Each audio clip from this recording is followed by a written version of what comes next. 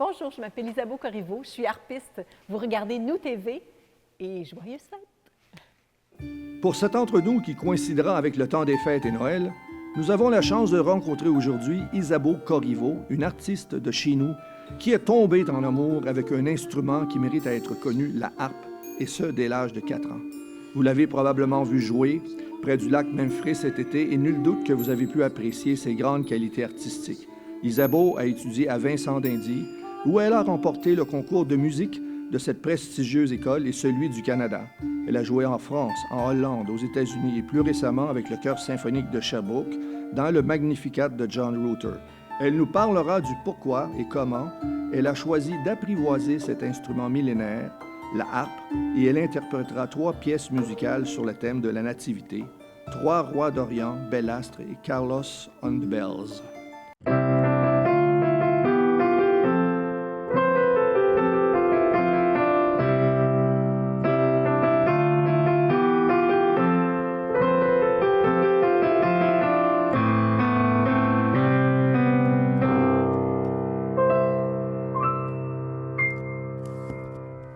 Bonjour tout le monde et bonjour Isabeau. Bonjour Pierre, ça me fait très plaisir d'être ici. Écoute, quel bonheur de vous avoir avec nous. Ah bien, le bonheur est partagé, merci beaucoup. Pour célébrer Noël. Oui! Parce qu'on arrive tranquillement, pas vite, dans l'esprit de Noël. Bien, quand même, ça l'avance, ça l'avance. Ça l'avance. Et puis, l'année passée, on a parti une tradition qui est le cadeau de Noël. Ah! Vous êtes notre 2e cadeau de Noël en musique. Ah bien, je suis choyée.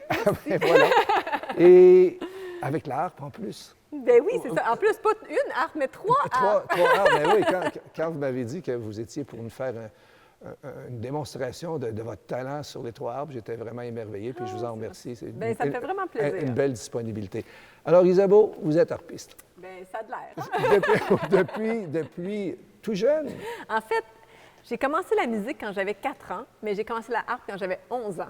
Mais à 4 ans, j'ai demandé à mes parents de jouer de la harpe parce que quand j'étais tout petite, mes parents m'amenaient au concert des jeunesses musicales, même dans la poche de bébé. Puis, ils m'ont amené toujours à tous les concerts on allait. Puis, quand j'avais 4 ans, il y avait eu une harpiste. Puis, j'ai trouvé ça tellement beau, juste à voir l'instrument, à l'entendre, à voir les cheveux longs et la belle robe de la dame. Parce que j'ai un petit côté féminin quand même de tout ça. Fait que l'ensemble de l'œuvre, puis le fait qu'il n'y avait personne qui jouait ça, parce que mon père disait toujours, veux-tu jouer du piano, veux-tu jouer du violon, veux-tu jouer de la guitare? Je dis, non, tout le monde joue ça. Fait que quand j'ai vu la harpe, je dis, moi, c'est ça que je veux jouer. Fait que mes parents ont fait comme, ben là, trouver un prof et un instrument, c'était moins évident. Fait qu'elle a dit, bon, elle va oublier ça. Fait que j'ai continué avec, c'est ça, on a commencé moi et ma sœur, parce que ma sœur aussi est musicienne professionnelle. On a commencé avec le xylophone, après ça, la flûte à bec. On a même fait un bac en flûte à bec, mais les deux. Puis, j'ai fait de la flûte traversière entre-temps, puis, mais je demandais toujours de jouer de la harpe. Alors, pour mes 11 ans, mes parents m'ont offert un cadeau d'une première harpe, une harpe celtique.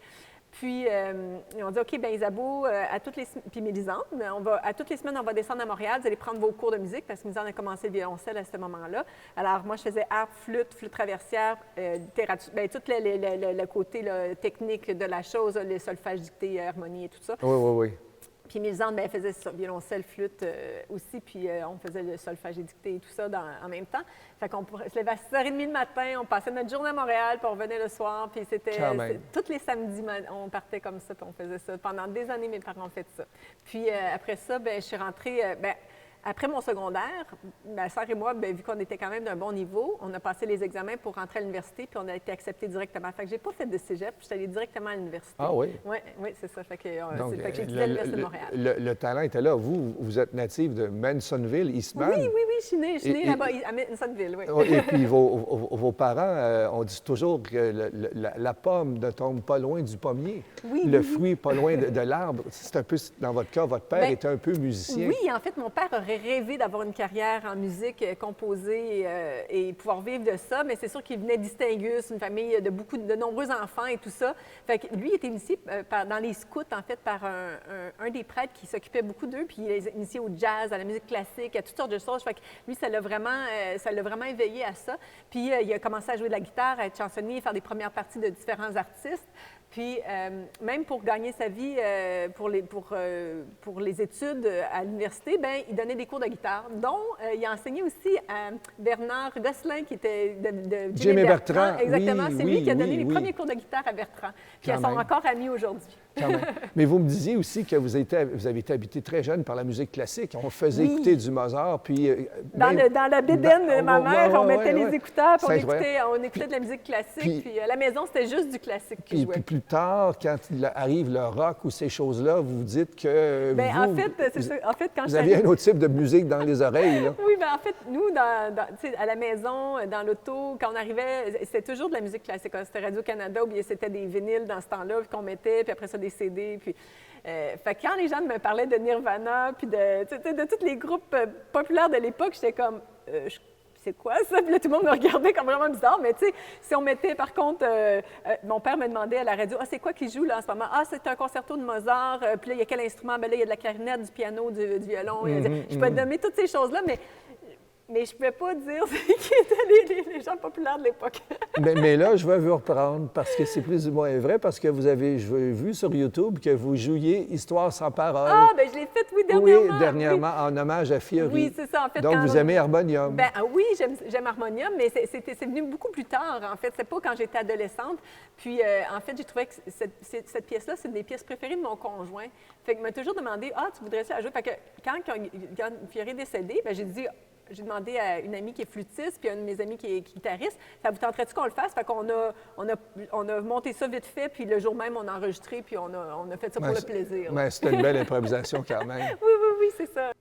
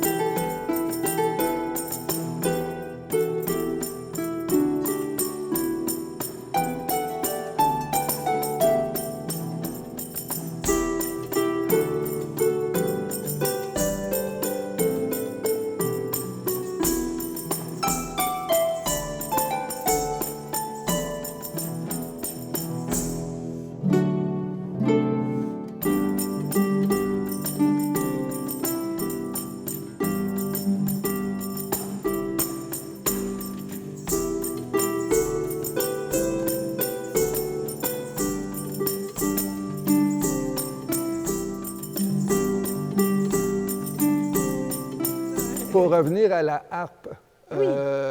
Vous avez commencé sur quelle harpe? Une harpe celtique? En fait, j'ai commencé avec une harpe celtique, qui est la harpe qu'on voit au fond ici, mais c'était pas celle-là, mais c'est une harpe de ce type-là, avec des leviers. En fait, les harpes, il y a différents fonctionnements. Okay. Ceux que j'ai apportés aujourd'hui, c'est soit des harpes à levier ou des harpes à pédale, une harpe à pédale.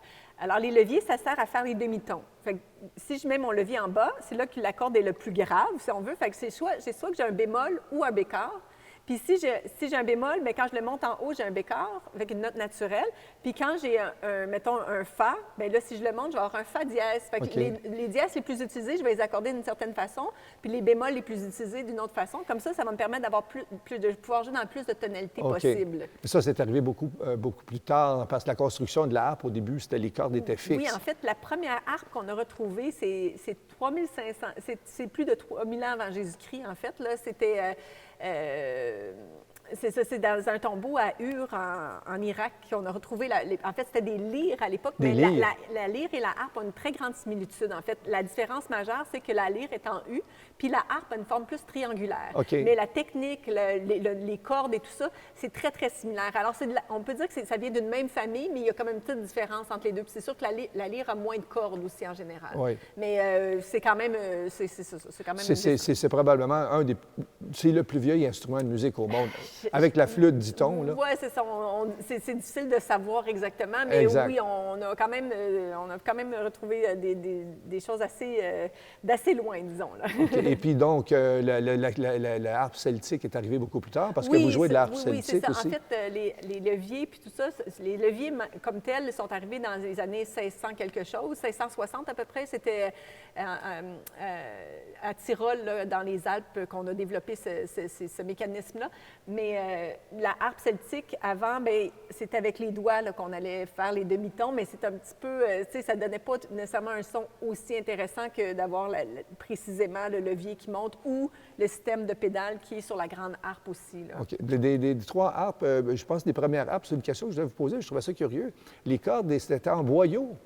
En fait, est-ce que c'est encore des harpes en boyau? Parce que des boyaux, c'est des intestins d'animaux. En fait, c'est ça. En fait, on utilise les intestins de mouton pour la harpe. OK. Puis, si on regarde sur la grande harpe de concert ici, bien, ici, les cordes de base sont en métal. C'est des cordes, c'est ça, c'est filé d'argent, en fait. Oui. Puis, au milieu, on va avoir les cordes en boyau. Oui. Puis, jusqu'à peu près la dernière octave et demie là, en haut, là, en tout cas, à peu près jusque-là. Oui. Puis là, c'est du nylon qu'on va utiliser parce qu'avec nos températures québécoises, avec les changements d'humidité, de chaud, de froid, c'est des petites cordes qui brisent vraiment souvent si on les met en boyau. Fait que le son est quand même assez intéressant dans les hautes avec du nylon. Donc, on n'a pas besoin de mettre du boyau jusqu'en haut. Mais c'est sûr que la richesse du son est vraiment plus intéressante avec le boyau. Fait qu'on utilise beaucoup le boyau pour tout le middle range. Puis, oui. Hey, écoute, venez me mettre ça, une puce à l'oreille. Je me dis, ça doit être l'enfer. Est-ce que ça arrive qu'une corde brise? Ah oui, ça arrive. Même hier, j'en ai changé une. Ah oui? Qu'est-ce qu'on fait dans ce temps-là? On la change. Non, mais pendant que vous jouez, là? Bien, si ça arrive, en fait, ça m'est déjà arrivé en concert. J'ai fini ma pièce, puis ça a donné que c'est une pièce que j'ai pu quand même manager quelque chose. Puis ben là, ce que j'ai fait, bien, il y a une fois, c'est arrivé 2 fois en concert. Une fois, j'ai montré aux gens comment on changeait une corde, puis l'autre, j'ai pris la flûte, j'ai fait une pièce de flûte, on a fait une pause, puis je suis revenue à la harpe après. Est-ce que vous avez un clin d'œil du chef d'orchestre pendant ce temps-là? Parce que là, il vous voit aller, vous êtes obligé de galérer un peu. C'était avec mon ensemble. Une fois que c'était en solo que c'est arrivé, puis une autre fois, c'était avec mon ensemble, fait qu'on a comme bien managé ça. Ben oui, vous avez un ensemble, parlez-nous-en. Oui, en fait, j'ai plusieurs disques, puis dont l'avant-dernier qui est A Leap of Faith, en fait, c'est un disque que j'ai créé parce que j'ai senti vraiment le besoin de le faire. En fait, j'avais fait la musique celtique m'a toujours beaucoup parlé, puis je m'amuse beaucoup à le personnifier. Fait que des fois, je vais ajouter des sections complètes qui ne sont pas dans les pièces originales, mais on dirait qu'ils sont intégrés, qui font partie même de la pièce. Des fois, je vais ajouter des ornements, des fois, je vais changer un peu la rythmique, des fois, je vais changer un petit peu l'harmonie. Fait que je vais vraiment la mettre à ma main puis à ma couleur, ce qui fait que j'ai quand même eu un côté composition que j'apprécie beaucoup de ce type de musique-là. Puis, j'ai eu un projet à faire en 2018 pour Bromont en Art, qui m'ont demandé de faire un genre de... Tu sais, quand tu arrives, là, puis les gens ne savent pas, il y a plein de monde, puis là, oups, un musicien commence à jouer, il y en a un autre qui s'ajoute, puis un autre qui s'ajoute. Un genre de stand-up, là, en tout cas, bref, un flash mob, c'est ça que je cherchais. Puis, fait que je disais, OK, fait que là, j'avais pu inviter les musiciens que je voulais. Puis, suite à ça, j'ai fait, wow, c'est trop beau, faut que je fasse quelque chose de plus avec ça. Fait que je dis, je sais pas comment je vais le faire, mais je vais le faire. Fait que j'ai pris ce beau monde-là, puis j'ai dit, OK, on va faire j'avais déjà de la musique en tête, puis des choses que je voulais. Fait que là, on a retravaillé les arrangements ensemble pour ajouter les autres instrumentistes. Puis, c'est ça, il y a violon, violoncelle, guitare basse, 2 percussionnistes, puis une autre chanteuse aussi qui est sur cet album-là. Fait qu'il y a des pièces chantées, pièces instrumentales. Mais c'est ça. Fait que ça s'appelle Isabeau Corriveau et les tisseurs de rêves. Oui, bien, on est justement pas loin du quartier des tisserands, donc on était exactement dans la bonne thématique. Bon, bien, c'est super, ça. Dis donc, l'idée du disque de Noël, c'est venu comment? Parce qu'on approche de Noël, là. Mais en fait, les gens me disent pourquoi un disque de Noël? Tu sais, je me dis, bien, parce qu'il y a encore moyen de le dire différemment. Puis je pense que les arrangements que j'ai faits, j'ai beaucoup de plaisir.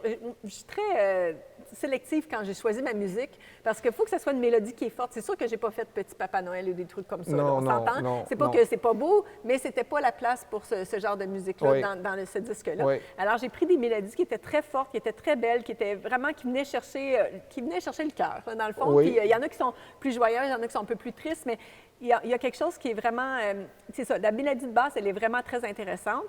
Puis après ça, bien, encore une fois, j'ai remis ma main à travers de tout ça parce que j'ajoute vraiment beaucoup de personnel, ma couleur personnelle à travers des arrangements.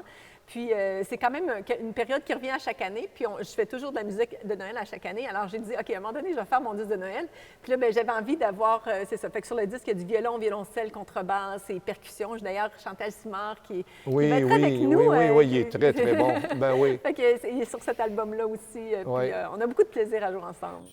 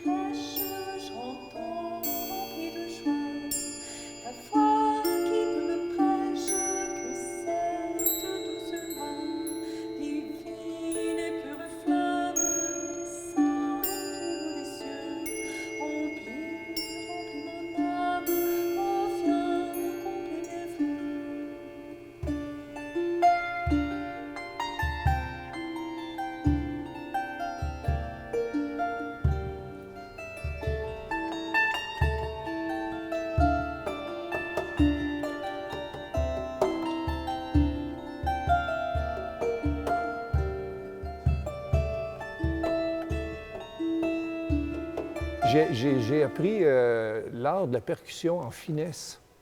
Hein?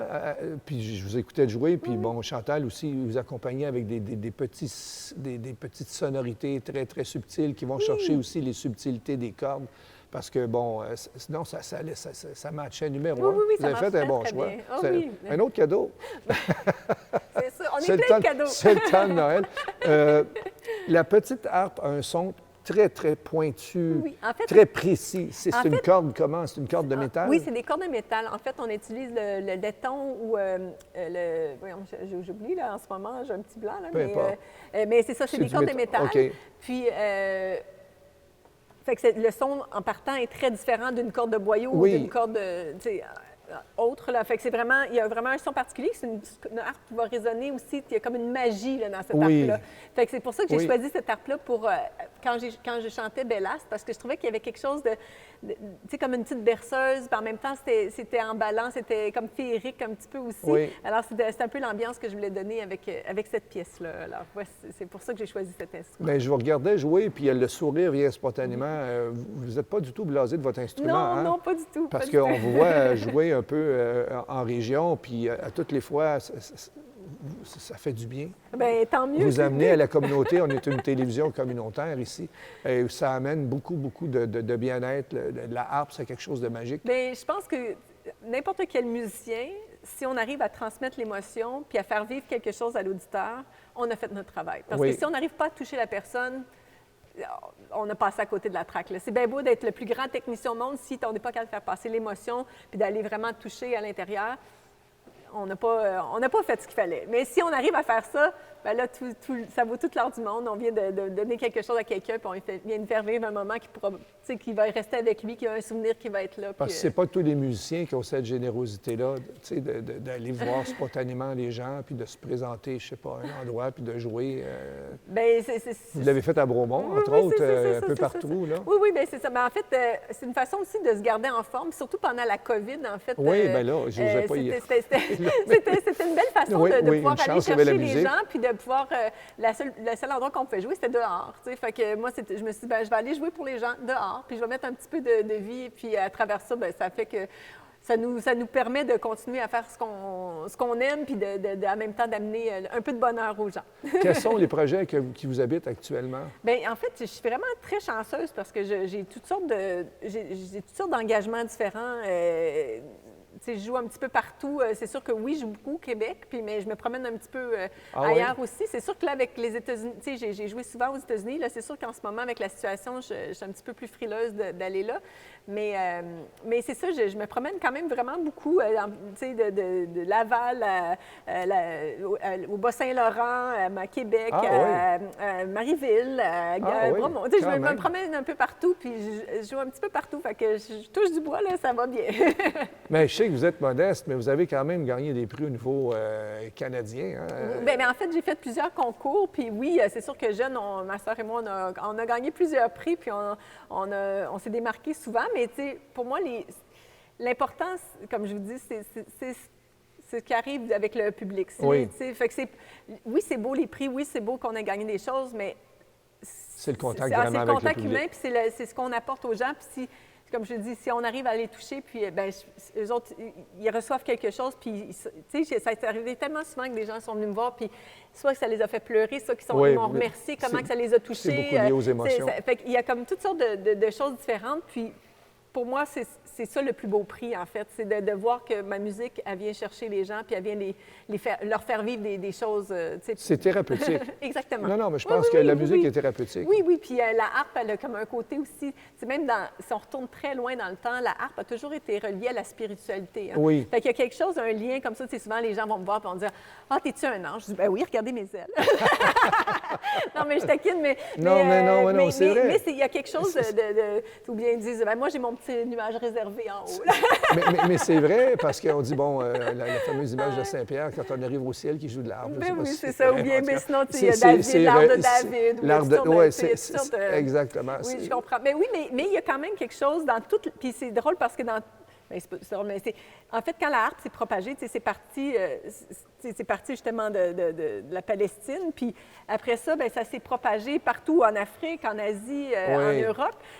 Puis dans tous ces peuples-là, bien, il y avait toujours cet aspect-là que la harpe, oui, ça peut être autre chose, mais il y avait toujours un aspect spirituel qui était très fort. Et il y avait même M. Goscinny qui en a fait un peu d'humour avec son Assurance Tourix, mais lui, il ne jouait pas de la harpe. Il jouait de la lyre. Il jouait de la lyre. Alors, sur cette note humoristique et aussi empreinte de spiritualité puis de belle musique, je tiens à vous remercier. Ça me fait trop de dire vous, mais on est à la télévision. De vous remercier. On a vécu un moment extraordinaire aujourd'hui pour les gens à Noël. J'espère qu'en famille, vous allez passer du bon temps à écouter la superbe musique, les interprétations d'Isabeau. Isabeau Corriveau, qui nous a offert une prestation absolument remarquable. Alors, tout le monde, on vous souhaite un joyeux Noël et tout en musique avec Isabeau Corriveau. Merci beaucoup. Merci, Isabeau. Joyeuses fêtes!